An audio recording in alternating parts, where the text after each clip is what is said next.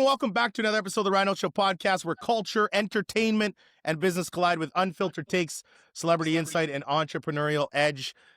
Very pleased to have my next guest. And it's really cool because, we're at the end of 2025. I like to get symbolic. I like to get deep. I like to get in the journal. I like to get in my feelings. I like to get reflective as we go into 2026.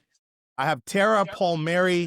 I'm going to get her to introduce a little bit of herself because her work is so dynamic. She comes from a media space, White House correspondent, has been all over the traditional media landscape, and has now jumped into her own boat and is figuring it out as she goes along, which I'm very super proud of because I love when I see people jump and want ownership of what they do in their message.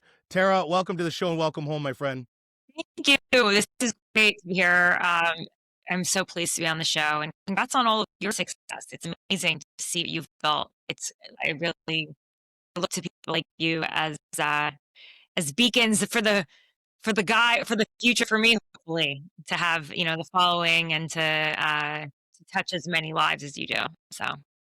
Thank you so much. Well, first off, I wanna ask you. I mean, as you're coming to your year end, what has been some things that's been on your mind? And I know you got a lot of stuff going on. And I mean, how are you feeling? It's the year of the snake. I keep bringing it up on the show, and we're shedding off a lot of the last year, things that went right, things that went wrong. We want to step into our futures. I just think I want to, step into this in more confidence, ability to trust my gut, especially when making related to business and, personal, and really accessing our guides, our internal guides, and trusting that even if it doesn't go exactly as planned or doesn't work out the way you think, that it's probably for the best anyway. So I'm trying to keep a cool head going into the next year. And, I've been an entrepreneur now since March. I know you've been at it for decades. And it's a different feeling. I've been a journalist my entire life. I've been a journalist for 17, maybe 18 years now. And I've always worked for somebody else. I've always had a man. I've always had an editor above me, editing work, deciding what goes out, what doesn't, sort of reaffirming whatever I'm pitching, whatever I'm selling,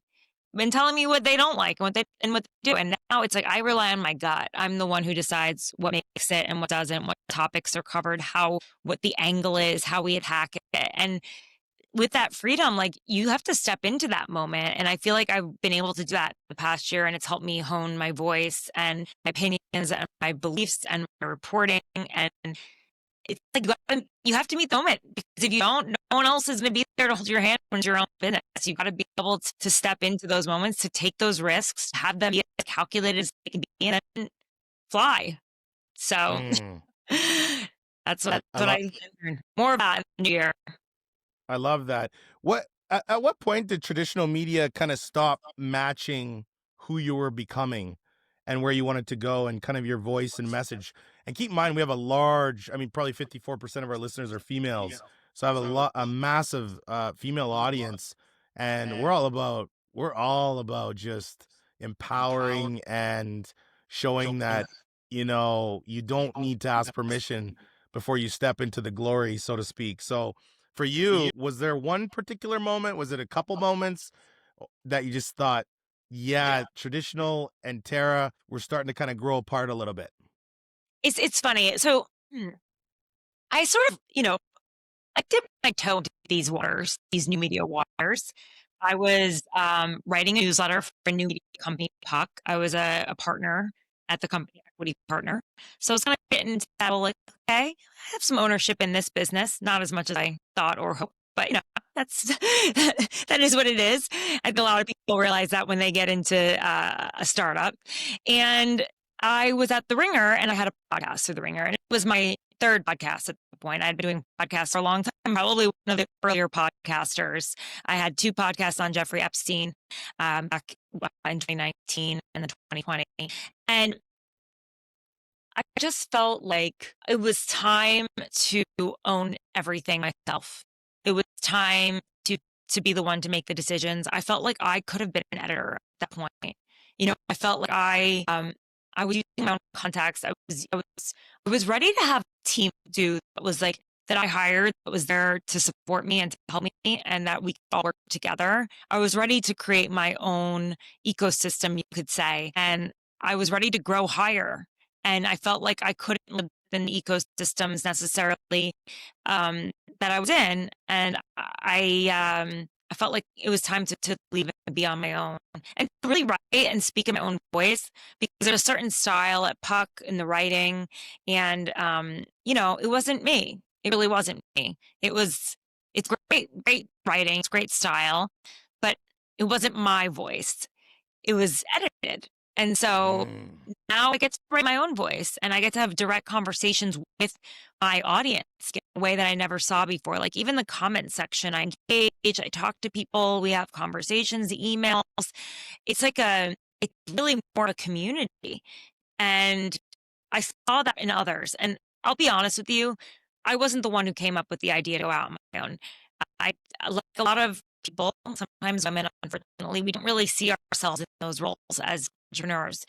We kind of like the cocoon and the safety of another company. We like, having the health insurance benefits. We like having all of it, the safety net. But a friend of mine called me, and he called me around the election, and right before it, actually said, "You're doing great reporting. Why are you not doing this on your own? Why are you not, trying to build your own network like Megyn Kelly has done, or, you're seeing it work, or you're seeing, why are you, it's you, like people are coming for you. Tara Palmeri, they didn't know the brand that you're with, Puck. They hired you to help that brand move." And I was like, yeah, you're not wrong. And actually this person offered to be an investor. And I thought about it, and they offered a decent amount of money. And ultimately I decided not to take any investment. I thought, if I'm going to do it, I don't want more bosses. And having an investor right away is having more bosses. Like you don't have any leverage at that point. You're just starting. So as I scale, I'll seek out, and I may seek out investment, doing well, at a profitable year. And, that's a huge thing for the first year. And it really makes me feel like I'm doing the right thing. And I don't know, not everybody has profitable first year. But it reaffirmed that, like, I'm doing the right thing.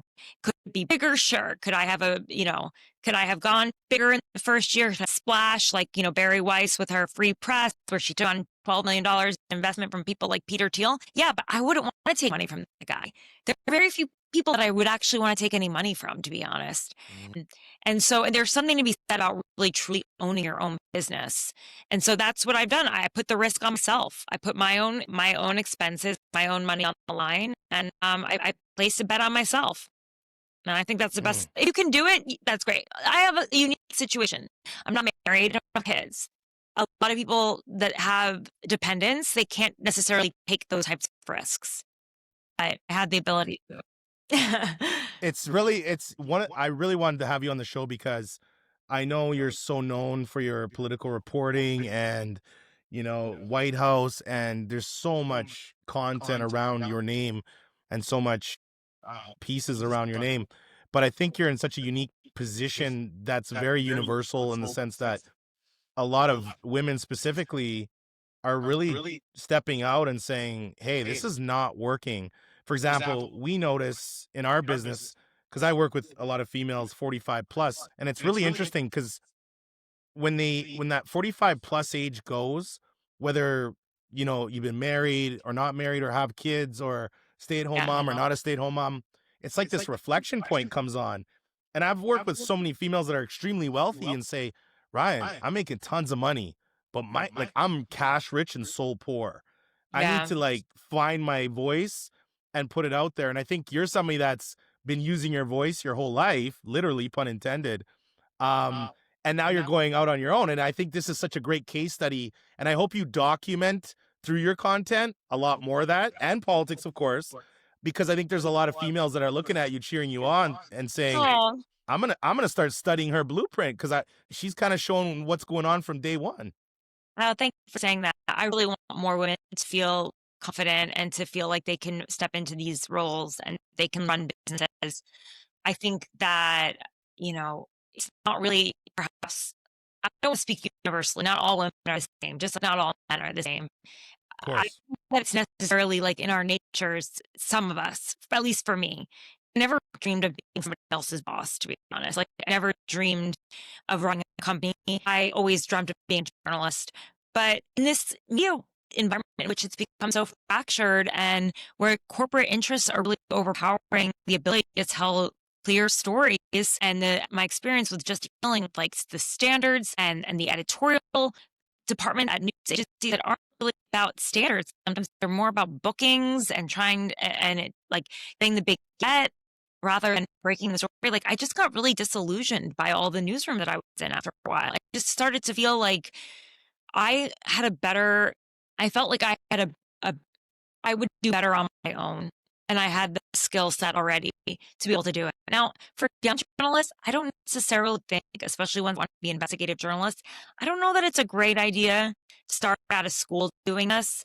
I think that you should have some mentorship and have some experience working with more seasoned veteran journalists to be in a newsroom, to understand how to do investigative reporting, to understand like what it takes to go to print, what it takes to how to build relationships with sources, trusting, especially for breaking news, background sources. Like, I do think it's important to have mentors, and I think it's important to have real life experience before you go out there. Once you get that experience, if you feel that you can go out on your own and start something on your own, I mean, do it. Cheer on all the women who are making that jump. It's not easy. I don't think people give money to women as easily for investment. I don't think they trust them. I think we communicate a little differently. But I think as we show over and over again, more and more, that we are capable of competing with men, we are capable of our own, that it'll become more normal to see women in chairmanship roles, at the tops of companies, as entrepreneurs, as risk takers. Are you based in New York now? Where are you based? Oh, well, I'm taking a little hiatus from New York, so.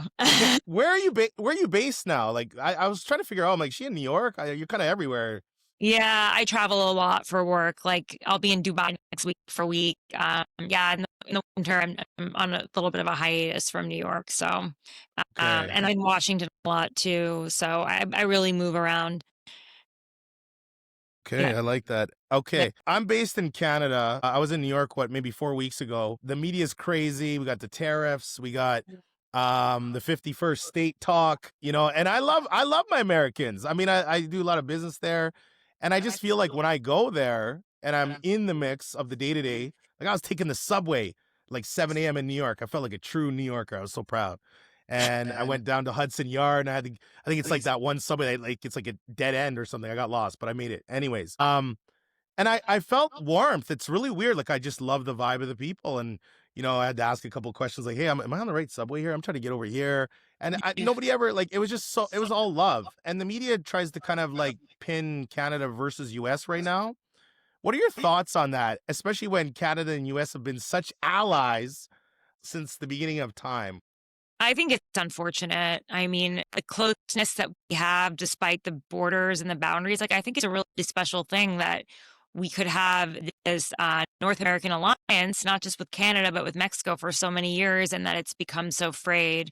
This isn't just about trade, it's about security as well, and making sure that we look out for each other from threats from abroad as well. And allies are important. We need friends out there. Trade deal, I don't know how much we're really impacted by our trade imbalance with Canada. I think it was much worse probably with Europe and the restrictions that they had there on trade from the U.S. And I think that there were a lot of problems with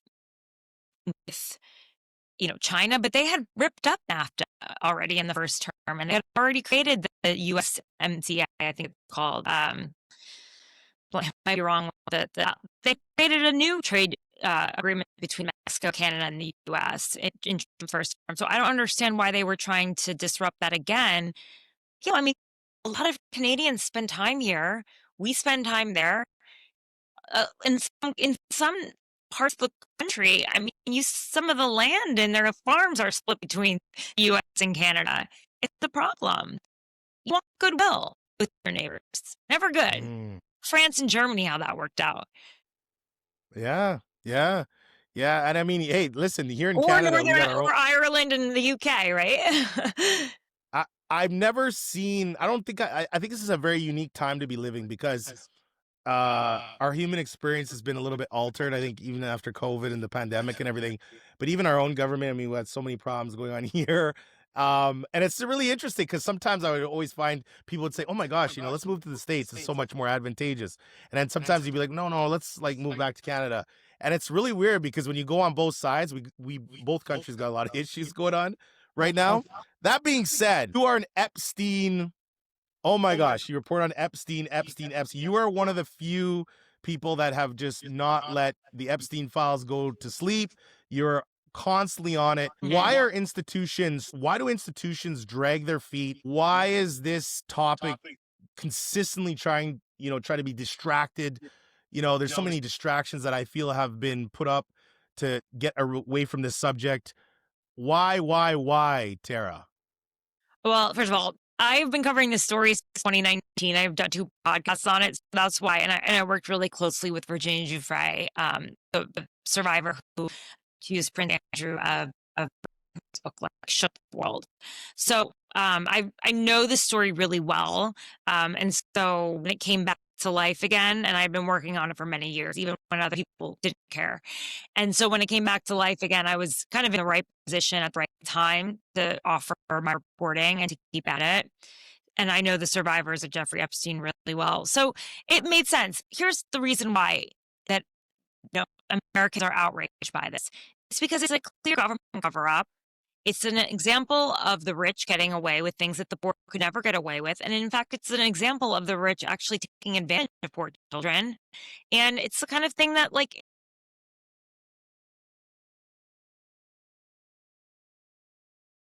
I mean, it hits at so many things, but it really is about the imbalanced power and the belief of justice for us, but not for them. It's a horrible story. 3 decades of injustice. 1,000 women, one of the largest sex trafficking operations possibly in our time. And it involves some of the most powerful people in the country, in the world. So, that's why. There's a lot to it. Have you, in your time as a political reporter, you've had the advantage of being in a lot of rooms that unfortunately a lot of women have not been in. What are some lessons that you've kind of learned maybe the hard way or that you've taken away? And kind of thinking along the context of, have you been told to try to buff out your edge a little more than maybe you would have liked? Yeah, no, that's a good point. I think I noticed even more as I get older. I think when you're younger, you're in your 20s, it's just kind of like cute and you don't really bother anyone. You don't have enough power. And no one's really cares. They're like, oh, she's harmless, right? And I think once you get a little bit older and you start assuming power throughout wherever you work, corporation, or when you're ever, like you said, you're in rooms like as a White House correspondent or a journalist, and you're asserting that you belong there, that you're not just, token woman or this or that. And you have to step into yourself and be okay with the fact that some people don't think you belong there. And you do. You have to remind yourself that you do. You should get exactly the way as someone belongs in there does. And I think that's starting to fade. I noticed in the press that it's really probably as many women as men now in the press pool, if not more. And it really irritates Trump to be questioned by a woman, but it really tells you something about him. He's happy to have a lot of secretaries and assistants and aides that are women, but they don't question him. It's the women that really bother him, who question him, that he calls idiot or stupid or bad person. The way he talks to these journalists is punching bags. I don't even know that they're getting anything useful out of his comments because he lies so often. Independent media, what is some things you think that traditional media is just better at? And then what is some things that you've kind of found in the last, almost year that you're just way better at? Okay, so traditional legacy media will always be important. Do you think you should always have news organizations, newspapers, magazines, all of it? I mean, it's going to change. It's going to actually have more people like us as part of it, which I don't know if they can pull it off because what makes us so great is our authenticity and our, I would say I'm less timid with the facts. And so that's what I think I can offer. And I also offer my interpretation, my analysis, my worldview. I'm not afraid to say it. Now, I try not to have bias or I try not to have bias, right, or agenda, but I do want you to understand where I think this lands, what happens. I'm willing to call shots, balls and strikes. And sometimes Democrats hate me, sometimes Republicans hate me. So I think it's a good day when everybody hates you because that means they're doing their job. Now, I do think legacy organizations are important for really big stories like the Epstein files, I would say, because they can go through all of those files and put 25 journalists on it, right? And I think that they're good at sort of pulling back a little bit too. There's a lot of people, they just have more resources than we do. At the same time, they ignore massive stories like the Epstein story. And it's often the independent journalists who stay on things. They are following their gut that they're closer to the ground, they're closer to the audience, they know what they want, what the audience seeks, and they stay on these stories and they often bring them back to legacy. And I think with legacy journalism too, they're kind of like sheep, they follow each other. They're afraid to go in a different perspective line. They don't want to be on the outside. I see it in journalism. There's in the press pools.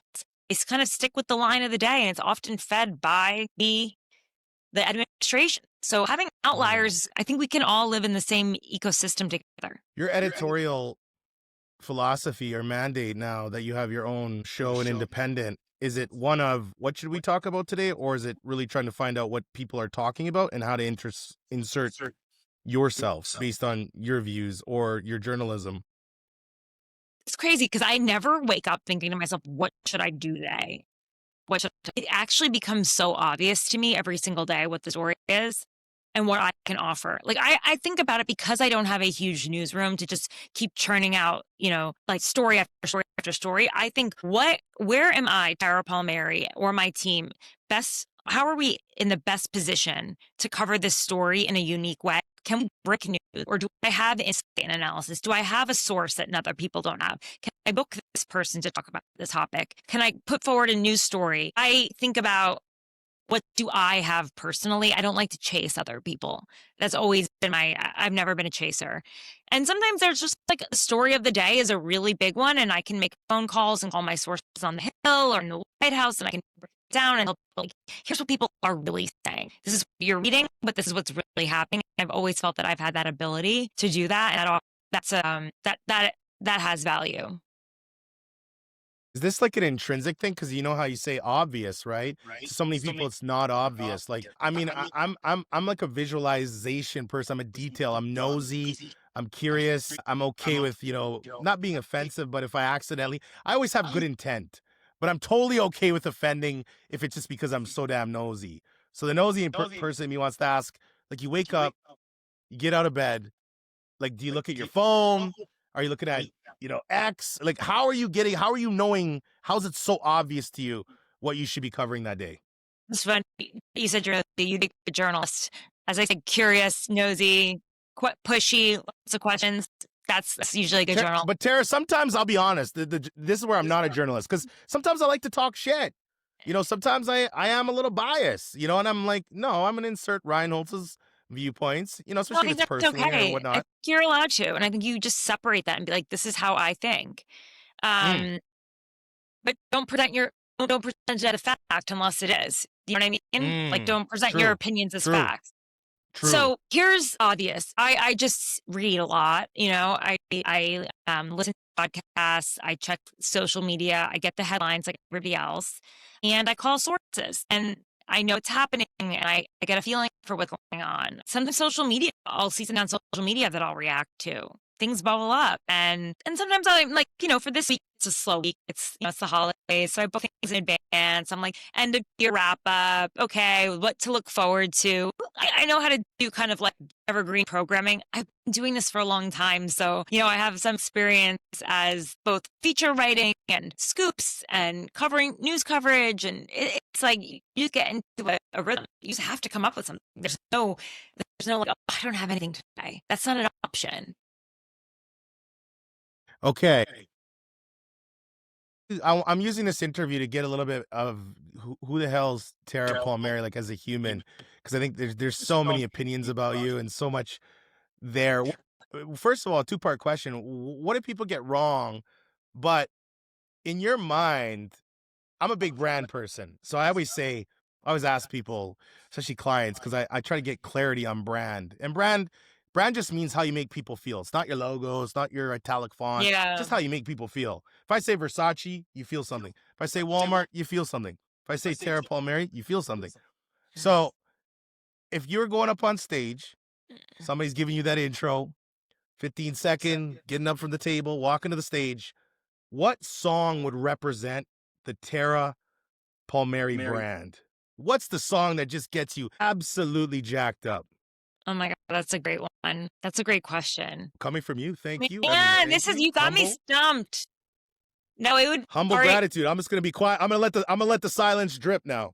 Yeah, no, you got me stumped. I like dance music. I like up music. I like music that's kind of like upper music, not like hardcore dance, techno. I'm your audience. I I'm your probably reader. I'm your subscriber. Lead me somewhere.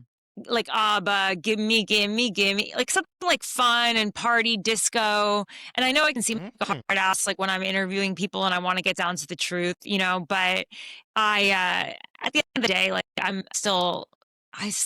like having fun. I like dancing. I like going out and with my friends and I want to, it's not all darkness for me. I want to have light and darkness, in life. So I think when it comes to my career, I put in a lot of that energy of wanting to expose and wanting to show the truth. I think in my personal life, I want to have fun and I want to enjoy myself and be around people I love and have great experiences. So they call me feared and fearless actually in Washington because I'm pretty tough. I go after the hard stories. I don't shy away from them. I actually think those are the ones that need to be attacked.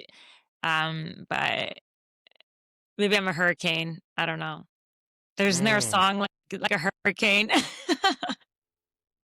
Okay, so it's ABBA. Give me. Is this the song we're going with? Or something like a hurricane. I forget there's another song like something like that. I don't know. Yeah. Well, promise me if you think about this and you like land on one song, you get back to me. Yeah, I let me know. will. I've never thought about my song.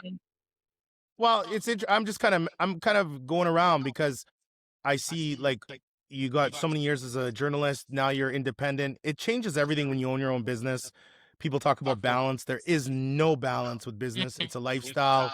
When you own your business and it's integration, and there's a great term which is just shoveling shit. I mean, you shovel shit when you own a business. You learn how to shovel shit for a living, and those that do it with a smile tend to go further and have more success. In my humble opinion. That's good advice, actually. It's a good reminder that we shovel shit. So thank you. Well, and it's a good reminder too that like when I talk to business owners, I always have put relationships in three categories: casual, hey, I kind of know who that person is; light friend, hey, what's up? But green room is the highest level of friendship or subscription you can ever get with me, where that's like your family, your close friends. It's like when you're having those. But I always say to people in business too, always look out for moments of your peers, fellow business owners, where you can just tell they need like a hug.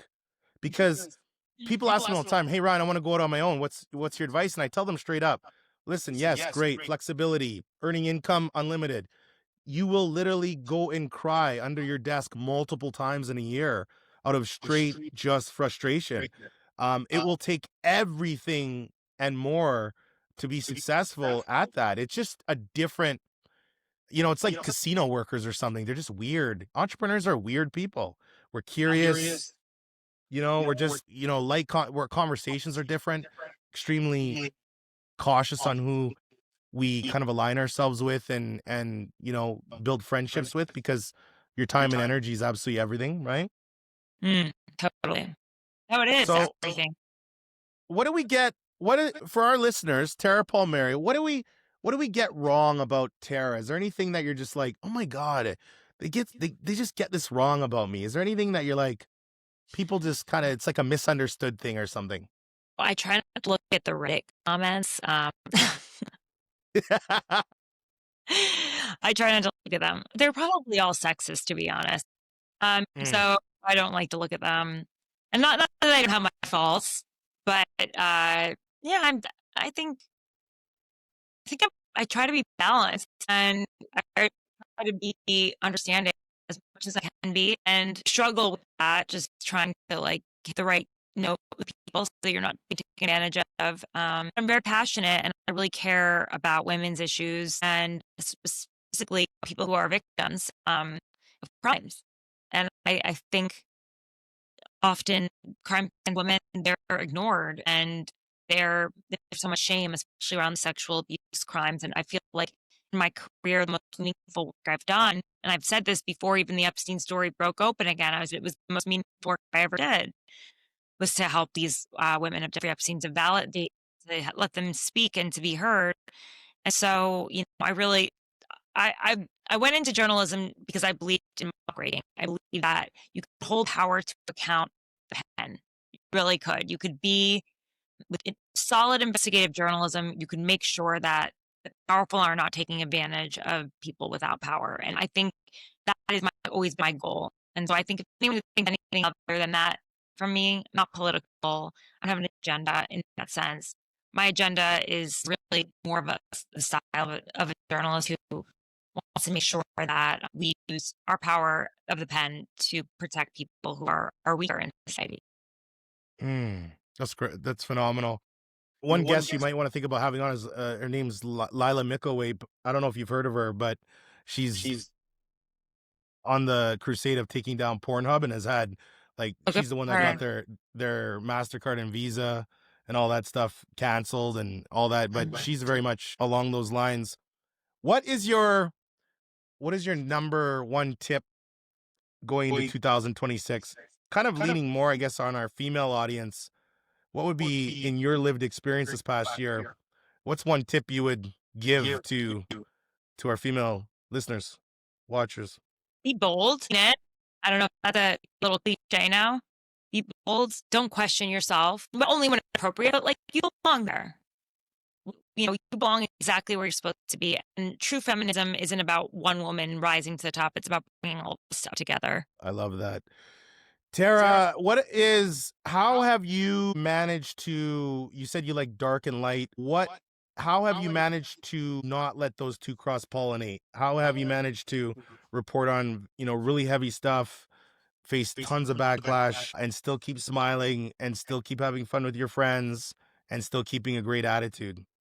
Oh, I mean, it's not easy. Some days I'm not in the best mood, and some days I am burnt out. Some burnt out, and I'm just like, I gotta get out of this mood. I cannot get out of this bad mood. And I just do yoga, I work out. I try to take some time to myself. Sometimes I try to do self-care. I think that's the only thing you can really do. So yeah, it's tough. But we all know what that's like in business. You have to take care of yourself because the business relies on you. So I have to remind myself sometimes I can collect myself and I think, your principles rely on you. Business relies on you. And that means you have to take care of yourself. Well, it's interesting too, because I've watched a lot of your content and stuff and, in my research and your energy, even today, your energy. So it's like a business owner energy. I would almost say I felt like you're more of a business owner energy today than a journalist energy, because you can just sense business owners, owning a business is very sobering. There's something I remember my wife, she always used to say, if you get a win, you don't get excited. And if you get a loss, you don't get excited. I'm like, yeah, because if I was oh my God, for everything, I'd be a basket case. And so you really just learn this kind of, hey, appreciative for the good stuff, learn from the bad stuff. And it is very sobering. So I thank you very much for being on the show today. Can you let everybody know where they can find you, all things you? And I hope we can talk to you again, because today I really wanted to focus on who you are and get a bigger sense of who Tara is. I think our audience will really appreciate that. Yes, please. Thank you for having me. It was amazing. I'm sorry that we had a little technical difficulty in the beginning, but everybody can find me at tarapalmeri.com. It's how you can sign up for my newsletter, The Red Letter. So you can get my exclusive reporting straight to your inbox. You can support my independent journalism by becoming a paid subscriber, and you get all the exclusives behind the paywall. And then I also have my own YouTube channel at Tara Palmeri, and it's TARAPALMERI.com. No.com. But yes, that is my YouTube channel. I've got a Spotify show, podcast, Apple, all of it, because, you can find me on Instagram. You got to be everywhere, right? Only place I'm not on is Truth Social, I think, and Rumble. Fans. Basically, Tara is in your pocket. If you open up your phone, you will see Tara. Everyone, thank you so much for being part of the Team Holtz Nation. We love you. Remember, curiosity should always be your mandate. 2025 has been a crazy year, but it's been a great year. Very much looking forward to 2026. We'll include all of Tara's information in the show notes as always. And we love you. Tara, if I could just get you to say, my name is Tara Palmeri, and I was just on the Ryan Holtz Show. My name's Tara Palmeri. I was just on the Ryan Holtz Show. We're so glad you enjoyed this episode of the Ryan Holtz Show podcast. Please don't forget to smash that 5-star review, as Team Holtz will love you for it. Also, say hi to Ryan anywhere on social media using the handle @RyanHoltz1. That's RyanHoltz, the number 1. And if you or your business is looking to expand your brand, book a brand jam with Ryan using the link in the show notes.